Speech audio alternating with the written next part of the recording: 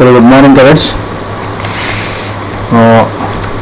We are into the chapter that is, why do we need a parliament? In this chapter, we already discussed the role of parliament. The role of parliament to select national government, to guide, control and inform the government, and lawmaking. These are three major functions which we studied in this particular chapter. I explained in detail what is called national government. National government is also known as union government. We also discussed in detail that required majority 272 seats. In case if a single party failed to get a required majority, then what happens? In case of required no party gets a majority, then what happens means more than two political parties or more than that can join and form a coalition government. So that is what the example of coalition politics. At present we have the coalition government led by UPA and NDA, National Democratic Alliance.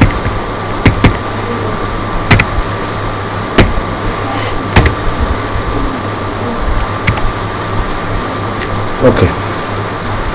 So one of the important function of Lok Sabha is to select executive. So what is executive, which we studied in the chapter 1? In India, Prime Minister, President, Vice President, Prime Minister and Council of Ministers considered as part of executive. I repeat, President, Vice President, Prime Minister, Council of Ministers considered as part of executive. This executive is often what we have in mind. We use the term government. The Prime Minister of India is the leader of ruling party in Lok Sabha. From the MPs who belongs to the party, the Prime Minister selects the ministers to work with her to implement the decision. These ministers then take charge of different areas of government functioning like health, education, finance, etc.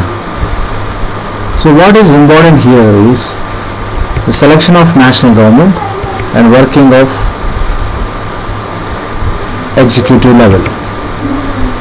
Oftentimes, the recent past, it has been difficult for a single political party to get a majority that is required to form the government. Then they join together with different political parties who are interested in similar concern to form the government, which is known as coalition politics. This we studied, of course, in detail.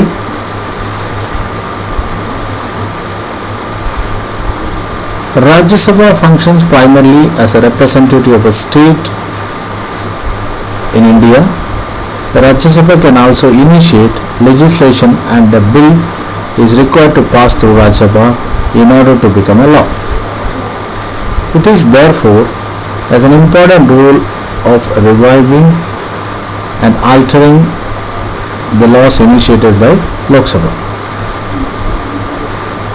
The member of Rajya Sabha are elected by the elected members of legislative assemblies of various states. There are 233 elected members plus 12 members nominated by the President of India. So the first function, of course, we explained you several times, but still. The second function of Lok Sabha or the Parliament is to guide, control and inform the government. So the Parliament or the Lok Sabha session begins with a question hour. The question hour is an important mechanism through which MPs can elicit information about the working of the government. This is a very important way through which the Parliament controls the executive. By asking questions, the government is altered to its shortcomings and also comes to know the opinion of people through their representatives in the Parliament. Asking questions of the government is crucial task for every member of parliament. The opposition party may a critical role in healthy functioning of democracy. They highlight drawbacks in various policies and programs of the government to mobilize their policies. So let us discuss who are the people in the parliament. This is a topic which discussed today's class. Here what you would understand is about the voters turnout. What is the meaning of voters turnout? Voters turnout means number of eligible voters who casted the vote during the election process. That is called voters turnout. So parliament has more and more people from different backgrounds. For example, there are more rural members, also members from many religious regional parties. Now, what is a regional party and a national party? A party which got popularity or spread across the country and which could succeed in winning more than 6 MPs, that is a member of parliament, or certain number of percentage of votes to be treated as or considered as national party. A party which has got a regional setup, for example Janata Dal in Karnataka, it's a regional party. Okay, so a party which is regional, AIADMK or DMK, Dravida Munnetra Kalagam, or Aam Aadmi Party, or even in the case of Telangana Rashtriya Samiti, TRS, they are all called as regional parties. So groups of people that were till now unrepresented are beginning to get elected to a parliament. There is also increase in political participation from Dalits and backward classes.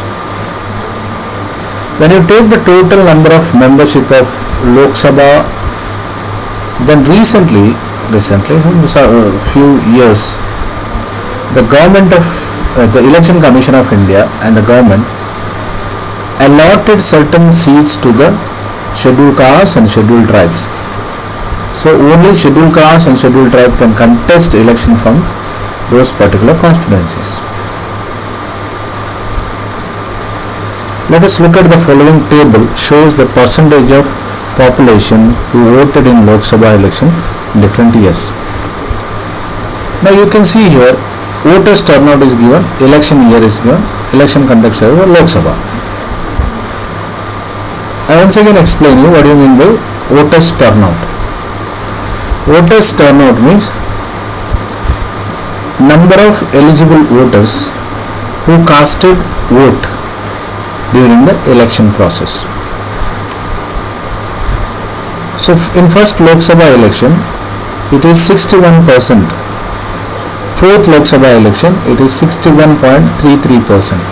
Fifth Lok Sabha it is 55.29%. Sixth Lok Sabha it is 60%. Eighth Lok Sabha it is 64%. 10th Lok Sabha it is 55%. 14th Lok Sabha it is 57%. 15th Lok Sabha it is 58%. And 16th Lok Sabha it is 66%. So looking at this table, the people's participation over 50 years, it is somewhat stable, but there is a decrease after the initial increase. Take for example 61 that is reduced to 1971, it is just 55. Then it is 64 but it is reduced to 57, 55, 58. So why the educated lot, they were not showing any interest to go and cast the vote? Because of political turmoils. So voters turnout is very important. It is expected that more than 70 to 80% of people should participate in the election process so that it will be true democratic spirit. It has been observed that representative democracy cannot produce perfect reflection of society. There is a realization that when interest and experience separate us, it is important to ensure that the communities that have been historically marginalized are given adequate representation. With this in mind, some seats are reserved in Parliament for scheduled castes and scheduled tribes. This has been done so that MPs elected from these constituencies will be familiar with who can represent Dalits, Adivasis and interest in the Parliament.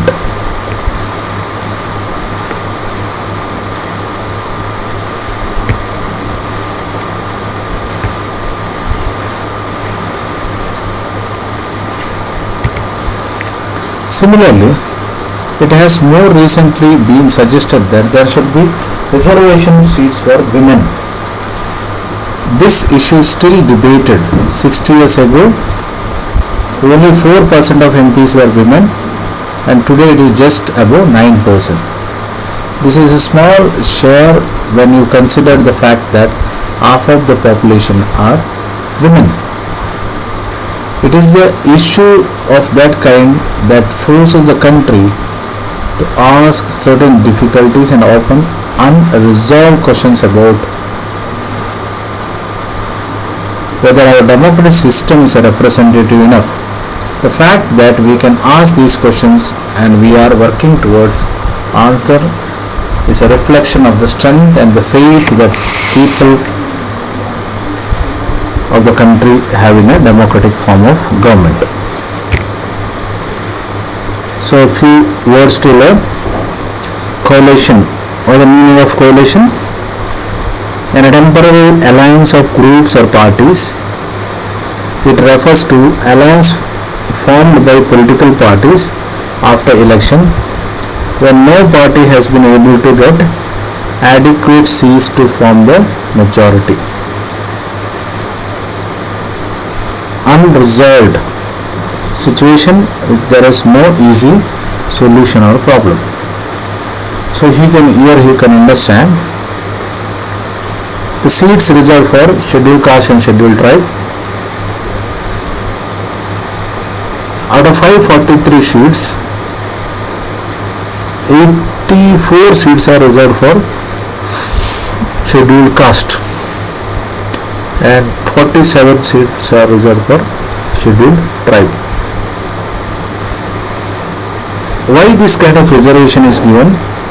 To give a representation for backward caste so that they can also participate in the democratic process.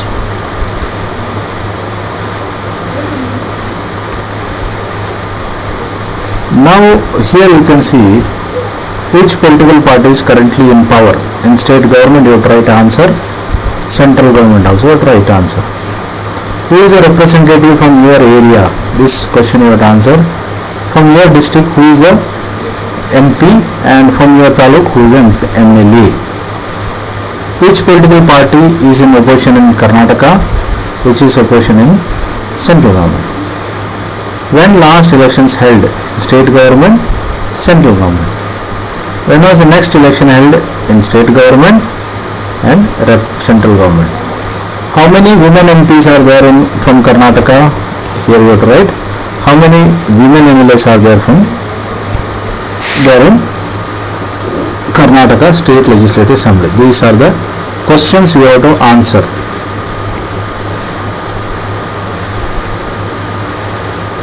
Why do you think our national movement supported the idea of adults to have a right to vote?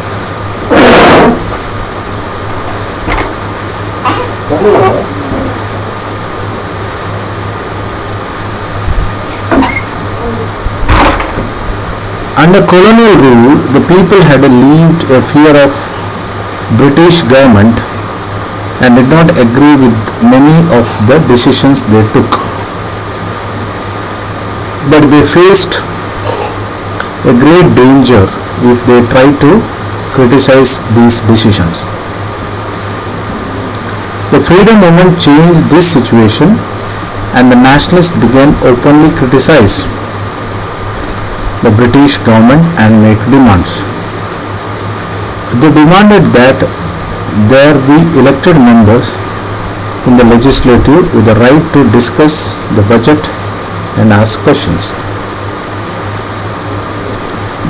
That is why nationalist movement supported the idea of universal adult franchise, so that people can take part in the decision making of the country.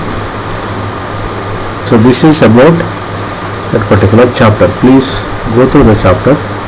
Here you have to answer the question, because here your central government you have to write the coalition group like National Democratic Alliance (NDA), United Progressive Alliance (UPA). Okay, and which political party currently in opposition, that is in Karnataka as well as central government, and who is the current representative from here. You can write if it belongs to be the Bagalkot, Raichur or any other states. You can write MP and MLA of your own constituency. So answers you can write according to your own constituency. Okay, so this is about this particular chapter. So in this chapter we discussed about the role of parliament, meaning of parliament, national parties, regional parties. You can see the Indian Parliament is known as Sansad. It is a supreme lawmaking institution. It has two houses, Rajya Sabha and Lok Sabha. The Rajya Sabha, Council of States, with 245 members, chaired by the Vice President of India. So Rajya Sabha chairman is always Vice President. Lok Sabha is elected as a Speaker.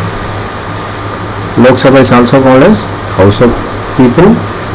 Membership is 545, led by Speaker. Now what is the difference between both? Here Rajya Sabha, whoever the Vice President of India, naturally he is the leader of Rajya Sabha. But when it comes to the case of Lok Sabha, the ruling party gets the privilege of selecting or electing the Speaker. Generally, Speaker belongs to the ruling party. So, Speaker is also a member of Lok Sabha, but once he elected as a Speaker of Lok Sabha, it is expected, or the Constitution clearly says that he should work beyond the interest of party. So that is what Speaker is expected to do.